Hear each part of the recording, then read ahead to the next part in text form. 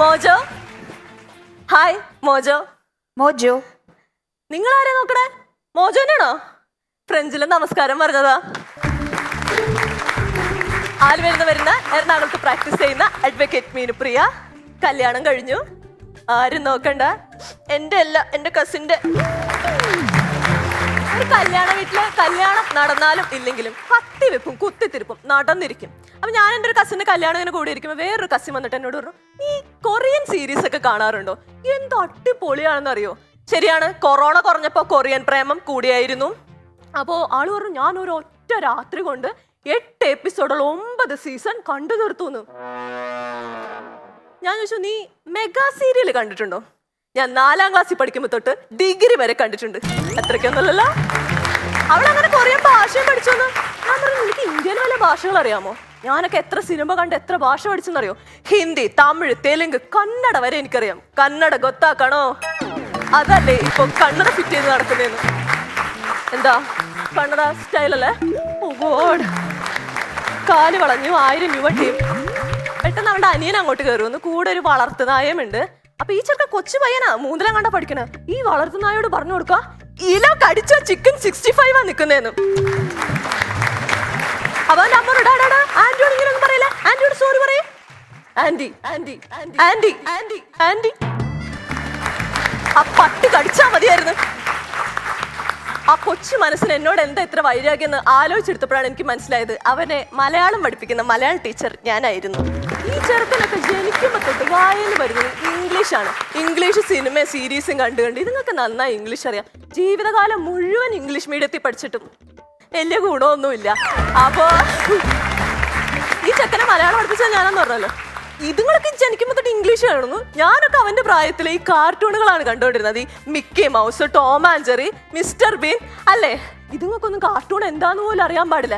പക്ഷെ എനിക്കിപ്പോഴും കാർട്ടൂണുകളെ പറ്റി നല്ല ഗ്രാഹ്യാണ്. ഞാനിപ്പോഴും അതൊക്കെ തന്നെയാണ് കാണുന്നത്.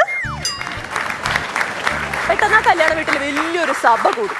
സകല അമ്മായിമാരും കൂടിയുണ്ട്. എൻ്റെ അമ്മയും കൂടെ നിൽപ്പുണ്ട്. എന്തിനാണെന്ന് നിങ്ങളൊക്കെ ഞാൻ പറഞ്ഞു തരണ്ടല്ലോ. അപ്പൊ ഉള്ളതിൽ കെണിച്ചിയായ മൂത്ത അമ്മായി അവിടെ ആബ്സെന്റ് ആണ്. അപ്പൊ ഉള്ളതിൽ സീനിയർ അങ്ങോട്ട് തുടങ്ങി. വേറെ അമ്മായിനോട് ഇങ്ങനെ പറയാണ്, നിന്റെ മോളിപ്പോ എന്ത് പറയുന്നു, എന്താണ് വിശേഷങ്ങളൊക്കെ? അങ്ങനെ കുത്തി ചോദിക്കാൻ ഒരു കാര്യമുണ്ട്. ഒരു ഫ്ലാഷ് ബാക്ക് ഉണ്ട്. ലോകമുണ്ടായ കാലത്തോട്ടുള്ളതാണ് ഈ കമ്പാരിസൺ അഥവാ താരതമ്യം ചെയ്യലും. അപ്പുറത്തെ വീട്ടിൽ ഉണ്ണിയെ കണ്ടുപിടിക്കും, ഇപ്പുറത്തെ വീട്ടിൽ ഉണ്ണിയെ കണ്ടുപിടിക്കും. ദേ ഇരിക്കുന്നു നല്ലവനായ വേറൊരു ഉണ്ണി. അപ്പോ അങ്ങനെ കമ്പാരിസൺ ഉണ്ട്. അപ്പൊ ഈ അമ്മായിയും ആ നല്ലവളായ ഉണ്ണിയും താമസിച്ചിരുന്നത് എൻ്റെ വീടിൻ്റെ അടുത്താണ്. എൻ്റെ അമ്മ നേരം വെളുക്കുമ്പോൾ തുടങ്ങും ആ കൊച്ച് അതിനെ കണ്ടുപിടിക്കും. ആ കൊച്ച് വെളുപ്പിന് എണീക്കും. ഞാൻ നോക്കുമ്പോഴൊക്കെ അതിൻ്റെ റൂമിൽ വെളിച്ചവും കാണും. എന്തിനാന്നറിയോ? പഠിക്കാനായിട്ട്. ഞാൻ പറഞ്ഞു, എനിക്കറിയാൻ പാടില്ല. ചിലപ്പോൾ അവള് ബാത്റൂമിൽ പോകാൻ വേണ്ടിയിട്ടായിരിക്കും, കണ്ണ് കാണാൻ വേണ്ടിയിട്ടായിരിക്കും ലൈറ്റ് ഇട്ടത്. പിന്നീട് ഒരു വെളുപ്പാൻ കാലത്ത് ഞാൻ കേൾക്കുന്നത്, നല്ല വെളുത്ത് വരുന്ന സമയത്ത് വെളുപ്പിന് പേപ്പർ ഇടാൻ വരുന്ന പേപ്പറുകാരൻ്റെ കൂടെ, യുവ കോമളനായ പേപ്പറുകാരൻ്റെ കൂടെ അവള് ഒളിച്ചോടിപ്പോയി. അങ്ങനെ വെളുത്ത് തുടങ്ങിയ ആ ദിവസം കരിദിനമായി ആചരിച്ചു. അവരുടെ വീട്ടുകാരും അങ്ങനെ ഒരു നല്ല പാഠവും പഠിച്ചു. എനിക്ക് നട്ടുച്ച വരെ കിടന്നുറങ്ങാനുള്ള ലൈസൻസും കിട്ടി. അപ്പൊ ഇതൊക്കെ പറഞ്ഞപ്പോ അമ്മായിക്ക് ദേഷ്യം വന്നു. സ്വന്തം മോളെ പറ്റി അങ്ങനെ പറഞ്ഞപ്പോ അവളങ്ങനെ പോയെങ്കിൽ ഇപ്പൊ നല്ല അന്തസ്സായിട്ട് ജീവിക്കുകയാണ്. അവൾക്ക് ഇപ്പൊ ഒരു കുട്ടിയൊക്കെ ആയി അടിപൊളിയായിട്ട് ഇത് കേട്ടത് എൻ്റെ അമ്മ എന്നെ സൈഡിലേക്ക് വിളിച്ചുകൊണ്ടിട്ട് പറയാം, കേട്ടാ ആ കൊച്ചു അങ്ങനെ പോയാൽ എന്താ അന്തസ്സായി, ഇപ്പൊ എന്താ അന്തസ്സായിട്ട് ജീവിക്കുന്നത്, നീയൊക്കെ ഇങ്ങനെ പുഴകി നടന്നു വന്നു. ഞാനും ഇനി വെളുപ്പിന് എണീക്കണോ? എനിക്ക് വിരോധമൊന്നുമില്ല കേട്ടാ. അപ്പോ അങ്ങനെ അത് കഴിഞ്ഞപ്പോഴേക്കും വേറൊരു അമ്മായി ഇങ്ങനെ പറഞ്ഞു തുടങ്ങി, ആ ലതയുടെ മക്കളെ ആരെങ്കിലും കണ്ടായിരുന്നു? ആ മൂത്ത കൊച്ച് ഇട്ടുകൊണ്ട് വന്നേണ വേഷം, കൈയില്ലാത്തൊരു ബ്ലൗസും എങ്ങുങ്ങത്താത്തൊരു പാവാടയും, അതിന്റെ അനീത്യോ കീറിപ്പറഞ്ഞൊരു ജീൻസും മീൻ വല പോലത്തെ ഒരു പോതപ്പും ചുറ്റി വന്നേക്കണ കൊച്ച്. പെട്ടെന്നാ ലത അങ്ങോട്ട് കയറി വന്നിട്ടോ, അല്ല നിന്റെ മക്കളല്ലേ ലത? നല്ല സിനിമാ നടിമാരെ പോലെ ഇരിക്കുന്നെന്ന്. ഈ പറയണ ആള് ഇട്ടോണ്ട് വന്നേണ വേഷം കേട്ടാൽ നിങ്ങൾ ഞെട്ടും. ലോകത്തിൽ തന്നെ സെസ്ക് ആയിട്ടുള്ള ഡ്രസ്സ് ഏതാണെന്നറിയാമോ? എനിക്ക് അത് തന്നെ സാരി.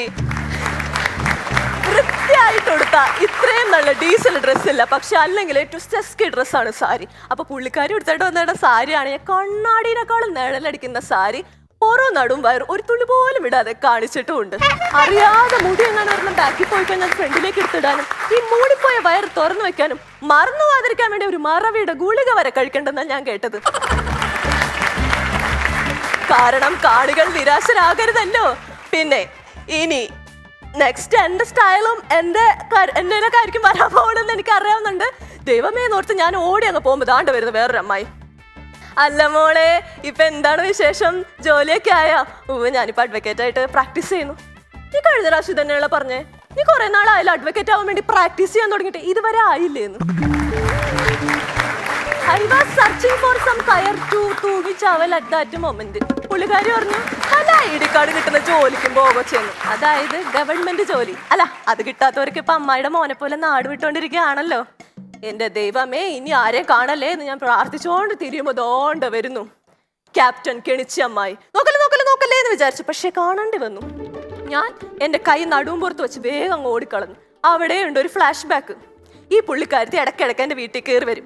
എന്തെങ്കിലും നാശം ഒപ്പിച്ചിട്ടേ പോകുള്ളൂ. എൻ്റെ അമ്മയുടെ പച്ചക്കറി തോട്ടത്തിൽ ഇടിച്ചു കയറ സകല വിളകളും ഒരെല്ല പോലും ഇല്ലാണ്ട് അടിച്ചു മാറ്റിക്കൊണ്ടു. എന്തൊരു നാണക്കേടാ നോക്കണേ. നാളെ ഒരു ദിവസം കൃഷി വകുപ്പിൽ നിന്ന് ആൾക്കാർ വരുമ്പോ, അല്ല, ഈ കറിവേപ്പിലേക്കും ചെടിച്ചട്ടിയിൽ നട്ട 2 മുളകിനും കർഷകശ്രീ അവാർഡൊന്നും കിട്ടില്ല. പക്ഷേ അതുപോലെ തന്നെ വീടിനകത്ത് കയറാൻ എന്തെങ്കിലും നാശോപ്പിക്കുക. എനിക്കാണെങ്കിൽ ഈ കലകളിലൊക്കെ ഭയങ്കര കമ്പുണ്ട്. ഭരതനാട്യം, കുച്ചിപ്പുടി, ഇതൊക്കെ ഞാൻ പഠിച്ചിട്ടുണ്ട്. ഇതൊക്കെ പറയുമ്പോൾ രചന ചേച്ചിയുടെ കണ്ണുകളിലെ തീക്കഷ്ണം എനിക്ക് കാണാം. അപ്പോൾ ഇതൊക്കെ പഠിച്ചപ്പോൾ കുച്ചിപ്പുടിയിലൊരു ഐറ്റമാണ് തരംഗം എന്ന് പറയും. അപ്പൊ എന്നൊരു തട്ടുണ്ടാവും, ഒരു കുടം ഉണ്ടാവും. നിങ്ങൾക്ക് മനസ്സിലായില്ല, നെറ്റൊക്കെ ചുളിച്ച് നോക്കണം എല്ലാവരും. നമ്മുടെ ക്ലാസ്മേറ്റ്സ് സിനിമ നിങ്ങൾ എല്ലാവരും കണ്ടിട്ടില്ലേ? അതിനകത്ത് കാവ്യമാധവൻ സ്റ്റേജിൽ കയറുമ്പോൾ നമ്മുടെ പൃഥ്വിരാജ് ഡപ്പാങ്കുത്ത് പാട്ടിട്ട് നശിപ്പിക്കില്ലേ, ആ ഐറ്റം. അപ്പോൾ ഇതിന്റെ ഈ കുടവും തട്ടും ഞാനൊന്ന് പോളിഷ് ചെയ്യാൻ ഹോളിൽ വെച്ചത് മാത്രമേ എനിക്ക് ഓർമ്മയുള്ളൂ. അമ്മായിനെ കാണാനില്ല, ഈ സാധനങ്ങൾ കാണാനില്ല. ഞാനിത് എവിടെ പോയിടാന്ന് വെച്ചിട്ട് അപ്പി അന്വേഷിച്ച് പോകുമ്പോൾ ഇത് അടുക്കളയിലിരിക്കുന്നു. തട്ടത്തില് സവാള അരിഞ്ഞു വെച്ചിരിക്കുന്നു, കുടത്തില് സാമ്പാർ ഒഴിച്ചു വെച്ചിരിക്കുന്നു. അത് നിങ്ങൾ നെഞ്ചത്ത് കൈ വെച്ചിരിക്കുന്നു. ഞാൻ പണിയെടുത്തിട്ടൊക്കെ കാശ പോയത്. ഇവരിതല്ല, ഇതിലപ്പുറം ചെയ്യും.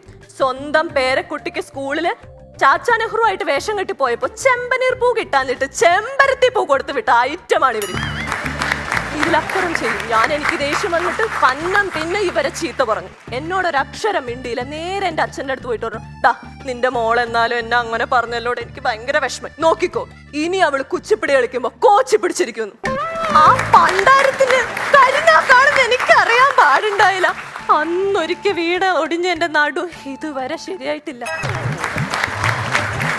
കല്യാണം കാര്യങ്ങളെല്ലാം അടിപൊളിയായി. ഈ വേദന മാത്രം മാറിയിട്ടില്ല. എൻ്റെ താത്ത ചേച്ചി വല്ല വൈദ്യന്മാരുടെ നമ്പർ എന്തെങ്കിലും ഉണ്ടെങ്കിൽ ഒന്ന് പറഞ്ഞു തരാണെങ്കിൽ ഉപകാരം. 5 മിനിറ്റ് നേരെ നിൽക്കാൻ പറ്റില്ല. വൈദ്യസഹായം അത്യാവശ്യമുള്ളതുകൊണ്ട് തൽക്കാലം നിർത്തുന്നു. Thank you so much.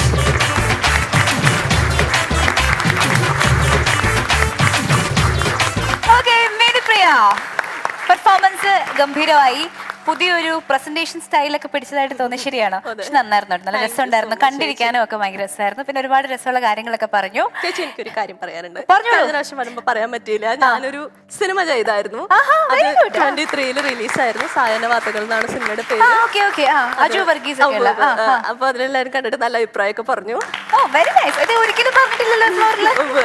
അത് പിന്നെ അതുകൊണ്ടാണ് ഞങ്ങൾക്ക് ഒരു ചാക്ക് എന്ന് പറഞ്ഞിട്ട് ഒരു ചാനലുണ്ട്, ഇൻസ്റ്റാഗ്രാം ആൻഡ് യൂട്യൂബ് ചാനൽ. അപ്പൊ അതിനകത്ത് ഷോർട്ട് ഫിലിംസ്, ക്രിയേറ്റീവ് ആയിട്ടുള്ള കുറെ കണ്ടന്റുകളൊക്കെ ചെയ്യുന്നുണ്ട്. അപ്പൊ അതൊക്കെയാണ്. Meenu, first of all congratulations on your movie. മൂവിയിൽ മുമ്പ് അഭിനയിക്കുമായിരുന്നോ അതോ ഫസ്റ്റ് മൂവിയാണോ? ഞാൻ 18 കോളേജിൽ പഠിക്കുമ്പോൾ ചെയ്താണ്. വൈകിയാണ് റിലീസായത്. ഞങ്ങൾക്ക് എങ്ങനെ കാണാൻ പറ്റും? അത് OTT വരുമ്പോ. Yes, okay. Performance very interesting performance. Diana പറഞ്ഞ പോലെ ഞാൻ ആലോചിക്കായിരുന്നു, മീനു ഇങ്ങനെയല്ലല്ലോ സംസാരിക്കാറ്, മീനുവിന് ഇതല്ലല്ലോ ശൈലി എന്നുള്ളത്. അപ്പൊ ഇതിങ്ങനെ മാറ്റണം എന്ന് ആരെങ്കിലും പറഞ്ഞോ മീനുവിന്റെ അടുത്ത്? റൂമേഴ്സ് നല്ല രീതിയിൽ സഹായിച്ചു. യെസ്, വളരെ സോളിഡ് ആയിട്ടുള്ള ഒരു മാറ്റം, വളരെ നല്ലൊരു മാറ്റമായിട്ട് തന്നെയാണ് അത് പുറത്തേക്ക് വന്നിരിക്കണേ. അതിനും അടിപൊളി കൺഗ്രാറ്റുലേഷൻസ്. പിന്നെ മീനു പറയാൻ ഉദ്ദേശിച്ചത് കല്യാണാണ്, വീട്ടിലുണ്ടാവുന്ന കുറച്ച് കാര്യങ്ങളാണ്. അപ്പം എനിക്ക് തോന്നിയ ഒരേ ഒരു കാര്യം, മീനു അതിൽ ഒരു വിഷയം എടുത്തിട്ട് അതിൽ കോൺസെൻട്രേറ്റ് ചെയ്യാതെ അതിന്റെ പല സ്ഥലത്തേക്ക് ഇങ്ങനെ കറങ്ങി കറങ്ങി കറങ്ങി പോയോ എന്നുള്ള ഒരു കല്യാണ വീട്ടിലെ കോമൺ ആയിട്ട് വരുന്ന ക്ലീശ ഒഴിവാക്കാന്ന് വെച്ചാൽ വിചാരിച്ചിട്ട് പറഞ്ഞതാണ്. അപ്പോ ഇനി ഒരുപാട് കൊറിയൻ സീരീസുകൾ കാണും. നല്ല നല്ല ഐഡിയാസ് വരട്ടെ, റൊമാൻസ് വളരട്ടെ, ആത്മാർത്ഥമായിട്ടുള്ള പ്രാർത്ഥനകൾ. പെട്ടെന്ന് കല്യാണം കഴിക്കണം എന്നുണ്ടോ? Okay, done. ഇഷ്ടല്ല? അതെന്താ ഇഷ്ടമല്ലാത്ത? താല്പര്യമില്ല. താല്പര്യമില്ല? എന്താ താല്പര്യമില്ലാത്ത? ഇങ്ങനെ കൂടെ പോയപ്പോ ചേച്ചി വെറുതെ സിംഗിൾ ആയിട്ട്? ശരി, ഓക്കെ. നമ്മളൊരു 10-25 വയസ്സൊക്കെ കഴിഞ്ഞാൽ പിന്നെ സിംഗിൾ അല്ല കേട്ടോ, അൺമാരീഡ് തന്നെ പറയുള്ളൂ. സ്പിൻസ്റ്റർ. സ്പിൻസ്റ്റർ അതെന്താ സാധനം? അല്ല, unmarried. ബാച്ചിലറിന്റെ ഇംഗ്ലീഷ് വേർഡ് ആണ് സ്പിൻസ്റ്റർ. ബാച്ചിലർ ഇംഗ്ലീഷ് വേർഡ് അല്ലേ? അല്ല, പിന്നെ ഓപ്പോസിറ്റ് വേർഡ് ആണ്. ഓപ്പോസിറ്റ് വേർഡ് ആണ്. സ്ത്രീലിംഗം. അതല്ല ഞാൻ ഉദ്ദേശിച്ചത്. സിംഗിൾ എന്ന് പറയുന്നതിൽ നിന്നും അൺമാരീഡ് എന്ന് പറയുന്ന സ്റ്റാറ്റസിലോട്ടുള്ള യാത്രയെ കുറിച്ചാണ് പറഞ്ഞത്. 60 വയസ്സുള്ള ഒരാളെ സിംഗിൾ എന്ന് പറയില്ലെന്ന് ഞാൻ ഉദ്ദേശിച്ചത്. പറയില്ല. ഞാൻ പറയാറില്ല. നിങ്ങൾ വേണേ പറഞ്ഞോ, അതിനെനിക്ക് എതിരില്ല. ഞാൻ എന്റെ ഇംഗ്ലീഷ് വ്യാകരണത്തിൽ ഞാൻ അങ്ങനെ പറയാറില്ല എന്ന് പറഞ്ഞുള്ളൂ. മിനുപ്രിയ നന്നായിരുന്നു കേട്ടോ, മിനുപ്രിയയുടെ പ്രകടനമൊക്കെ. ഈ ഞങ്ങൾ പണ്ട് ഈ റെക്കോർഡ് ചെയ്തിട്ട് വായനക്കുന്ന സ്കിറ്റുകൾ വരുമ്പം അതിനകത്ത് ഇങ്ങനെ കുറെ തമാശകളൊക്കെ ഉണ്ടാവില്ല. അത് കഴിയുമ്പോൾ ഈ തമാശയിൽ നമ്മൾ മ്യൂസിക് ഇടും, പടപടപട ഇങ്ങനെയൊക്കെയുള്ള മ്യൂസിക്കുകൾ ഇടും. അതിടുമ്പോൾ ഉള്ള ഒരു വലിയ ചലഞ്ച് എന്താ വെച്ചാൽ ഈ വിറ്റിന് അർഹമായ ടൊയ് ഇടണം. വലിയ ടൊയ്, ഇത്രയുള്ള മ്യൂസിക് ഒക്കെ ഉണ്ട്. പക്ഷെ അത് ആ വിറ്റ് ചെറിയ വിറ്റാണെങ്കിൽ അത്രയും വേണ്ട. നമുക്ക് തന്നെ അറിയാലോ ഈ വിറ്റ് ഇത്രയും ചിരിക്കും, ഈ വിറ്റിന് പൊട്ടിച്ചിരി ഉണ്ടാവും, ഈ വിറ്റിന് കയ്യടികൾ ഉണ്ടാവും, ഈ വിറ്റ് ചിരിച്ചു തള്ളും. അപ്പൊ അങ്ങനെ അതിന്റെ ഒരു അളവിന് വേണം ആ ടൊയ് ഇടാൻ. ഈ ടൊയ്യും വിറ്റും തമ്മിൽ മാച്ച് അല്ലെങ്കിൽ ഭയങ്കര പോകും. എനിക്ക് അന്ന് പറഞ്ഞ പോലെ പുതിയ ശൈലിയിൽ ഈ നമ്മൾ എക്സ്പ്രഷൻ ഇടുകയും അഭിനയിക്കുകയും ചെയ്യുന്ന സ്ഥലങ്ങളെല്ലാം ഒരുപോലെ ഇരുന്നു. പറഞ്ഞ വിറ്റുകളുടെ അളവിനനുസരിച്ചുള്ള ഒരു ബലം കൊടുക്കലും എക്സ്പ്രഷനും അല്ല ഇട്ടത്. നമ്മൾ എക്സ്പ്രഷൻ ഇടുന്ന സ്ഥലങ്ങളെല്ലാം ഒരുപോലെ എന്നിട്ട് ഈ ഗാനങ്ങൾ കാണിച്ചിട്ട് ഒരുപോലെ ഇരുന്നു. അതിന്റെ അളവ് വ്യത്യാസം ഉള്ളതായിട്ട് എനിക്ക് തോന്നി. പിന്നെ ഇപ്പൊ ഈ കുച്ചിപ്പുട്ടിയുടെ പ്ലേറ്റ് പറഞ്ഞതുപോലെ ഒരു ഹിന്ദി നടൻ ഇവിടെ വന്നൊരു പടത്തിൽ അഭിനയിച്ചു, വില്ലനായിട്ട് അഭിനയിച്ചു. ഞാൻ പേര് പറയുന്നുണ്ട് സമീപത്ത്. അപ്പോൾ ആ നടൻ ആ പടത്തിന്റെ 50ാം ദിവസം ആഘോഷത്തിന് വന്നിട്ടുണ്ടായിരുന്നു. അപ്പം ഒരു ഫോട്ടോഗ്രാഫർ, അയാൾക്ക് ഗിഫ്റ്റ് ഷോപ്പും ഉണ്ട് ഫോട്ടോഗ്രാഫിയും ഉണ്ട്. അപ്പൊ അയാൾ ഈ പുള്ളിയുടെ കൂട്ടത്തിരുന്ന് ഫോട്ടോ എടുക്കാനും കാര്യങ്ങൾക്കൊക്കെ എന്തെങ്കിലും അവസരം നോക്കി ഇങ്ങനെ നിൽക്കുക. എന്ത് ചെയ്യണമെന്ന് അറിയില്ല. അങ്ങനെ ഇയാൾക്ക് ഗിഫ്റ്റ് ഷോപ്പ് ഉള്ളതുകൊണ്ട് പ്രിന്റിംഗ് ഒക്കെ ഉള്ള സ്ഥലമാണ്. പുള്ളി അവിടുന്ന് നല്ലൊരു സെറാമിക് പ്ലേറ്റിൽ ഈ ഹിന്ദി നടൻ്റെ തന്നെ മുഖം നന്നായിട്ട് പ്രിന്റ് ചെയ്ത്, അങ്ങനെ പ്ലേറ്റിലും ഗ്ലാസ്സിലൊക്കെ പ്രിന്റ് ചെയ്യുമല്ലോ, അതുകൊണ്ട് ഇവൻ വന്നിട്ട് എന്നോട് എങ്ങനെയെങ്കിലും ഒന്ന് കൊടുക്കണം, പുള്ളിക്കൊന്ന് കൊടുക്കണം, അതൊന്ന് കൊടുത്തിട്ടൊരു ഫോട്ടോയും എടുക്കണം, അത് കൊടുക്കുന്നൊരു ഫോട്ടോ എടുക്കണം എന്ന് പറഞ്ഞ് അങ്ങനെ നിന്ന് അപ്പൊ സ്റ്റേജിലാണ് ഹിന്ദി നടൻ ഫ്രണ്ടിലിരിക്കും, ഫ്രണ്ടിൽ കൂടെ നടന്ന് സ്റ്റേജിൽ കയറി ഇങ്ങനെ വന്നു. അത് കഴിഞ്ഞ് ആ മീറ്റിംഗ് അങ്ങ് കഴിയലും ഈ ആങ്കർ മൈക്ക് എടുക്കലും ഇവൻ ഈ പ്ലേറ്റ് കൊണ്ട് കൊടുത്തൊരു ഫോട്ടോ എടുക്കാൻ വേണ്ടി ഇങ്ങനെ കൊടുക്കലും ആ ആങ്കർ അവിടുന്ന് ബൊഫെ കൗണ്ടർ ഈസ് ഓപ്പൺ എന്ന് പറഞ്ഞത് ഇയാൾ ഈ പ്ലേറ്റ് കൊണ്ടുപോയിട്ട് അതിൽ വിളമ്പി തിന്ന് മൊത്തം ചോറ്. ടൈമിംഗ് ആയിരുന്നു, ഇയാൾ ശ്രദ്ധിക്കുന്നില്ല. പ്ലേറ്റ് കിട്ടിയായാലും നേരെ അപ്പൊ തന്നെ ബൊഫെ നേരെ അയാളത്ത് പ്ലേറ്റ് കൊണ്ട് കൊടുത്താന്ന് പറഞ്ഞത് അത് കൊണ്ടുപോയിട്ട് വിളമ്പി തിന്ന് അവിടെ കുറെ വേസ്റ്റുകളിൽ കൊടുത്തി അത് വെച്ചിട്ട് പുള്ളി പൊക്കളഞ്ഞ്.